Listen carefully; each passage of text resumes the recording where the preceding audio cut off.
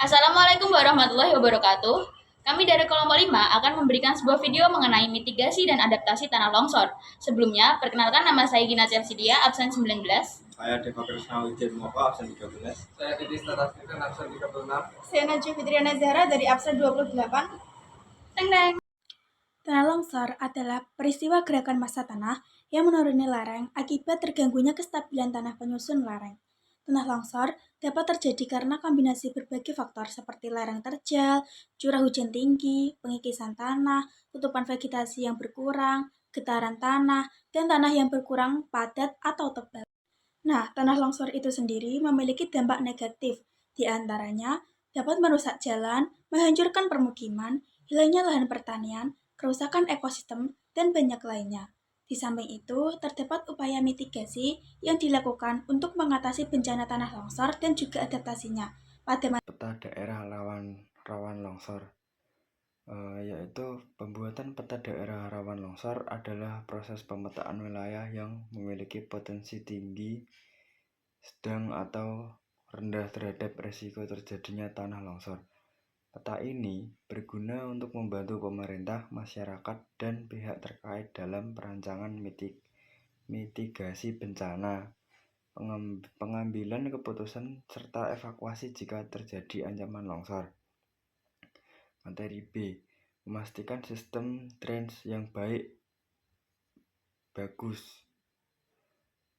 Memastikan sistem drainase yang baik untuk mengurangi tingkat kejenuhan tanah. Tanah yang terlalu jenuh air, terutama saat curah hujan tinggi, akan kehilangan kekuatan ikat antar partikelnya. Hal ini membuat tanah lebih mudah longsor, apalagi di daerah lereng atau bukit. Drainase yang baik adalah bagian vital dalam upaya mitigasi tanah longsor. Bukan hanya soal membangun, tapi juga soal merancang jalur air yang sesuai kontur wilayah dan melakukan perawatan rutin. C. Melakukan penguatan lereng dan membangun struktur menahan seperti tanggul, dinding penahan, atau terasering untuk mengurangi tekanan pada lereng curam. D. Menghindari atau membatasi pembangunan di daerah dengan lereng curam dan tanah labil. Selanjutnya yaitu E. Melakukan pemantauan terhadap indikasi awal tanah longsor. Tanda-tanda ini disebut dengan indikasi awal. Beberapa yang biasanya dipantau antara lain yang pertama yaitu ada retakan tanah, yang kedua perubahan bentuk lereng, misalnya lereng yang semula landai jadi lebih curam. Ada bagian lereng yang mulai mengembung atau sebagian tanah tampak mulai amblas atau turun. Yang ketiga yaitu perubahan aliran air, misalnya seperti muncul mata air baru, saluran air jadi keruh, atau aliran air berubah arah tanpa sebab. Ini bisa berarti ada pergerakan tanah di dalam lereng yang bisa memicu longsor. Tujuan pemantauan ini supaya kalau tanda-tanda itu mulai terlihat, bisa segera melakukan tindakan pencegahan atau peringatan sebelum terjadi longsor.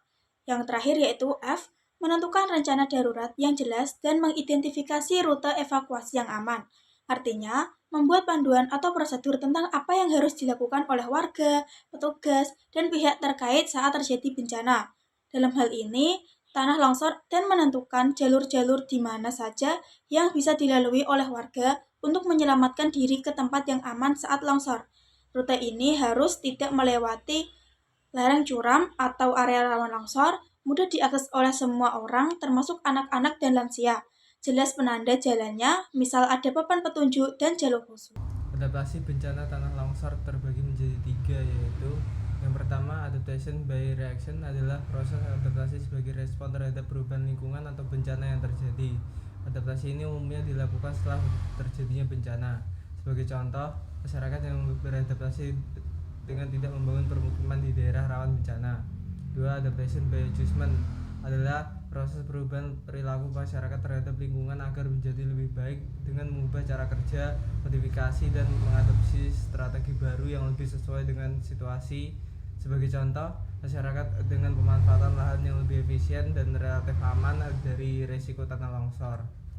Yang ketiga, adaptation by withdrawal adalah bentuk adaptasi dengan cara keluar dari lingkungan tempat tinggal yang rawan ke tempat tinggal yang lebih aman. Sebagai contoh, masyarakat yang melakukan relokasi dari daerah rawan ke tempat yang lebih aman. Mitigasi dan adaptasi tanah longsor adalah dua pilar penting dalam pengelolaan risiko bencana.